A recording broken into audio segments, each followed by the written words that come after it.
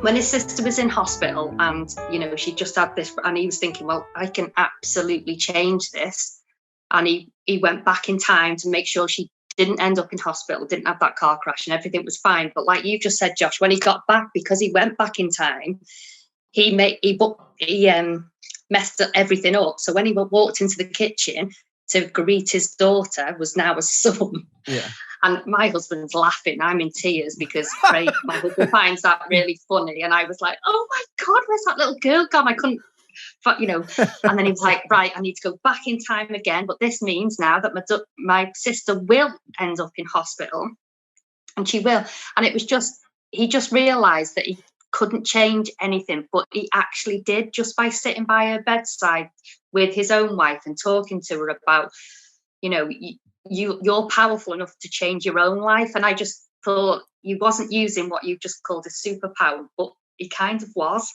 Even though he wasn't traveling in time, he was still using his superpower that he'd been brought, he's been very, very well brought up by his parents, and he's got a good mind on him. And obviously his sister has a few problems, but he just worked that through. And I just thought it was lovely to watch. Really simple acting, but lovely. And I love that bit. That was one of my favourites.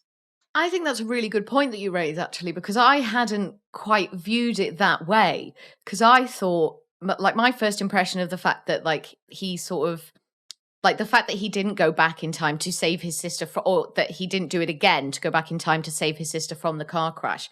I initially thought that, I saw that as quite a selfish move. I was like, oh, you're doing this because you weren't happy with the child that was eventually born, even though, it's still your child. It's still the child of the woman that you love. I'm sure you could still fall in love with him. But that's a really interesting way to look at it. Like you just said, is that it's not about using this kind of magic that he has. It's about using the years and years of a relationship he's got with his sister to, let her know, like, you're not alone, you're not helpless, like, you're not useless or whatever, and we can come through this together. So I think that's actually a really good point. Josh, what about you? Why did you love this so much? What was it that just pulled you in? Well, first of all, I think that's a really good point, because I think the point that you've raised there, Kat, is that what the film sort of says is he's got this awesome power, but there is no easy fix. So it doesn't matter, they can go back in time. His sister still has to learn how to fix it herself, rather than him being able to fix it for her. And that's the whole thing, isn't it? And they sit in the hospital bed and she says, I have to stop drinking, and I have to stop, I have to stop quitting jobs for no reason, and all that sort of stuff.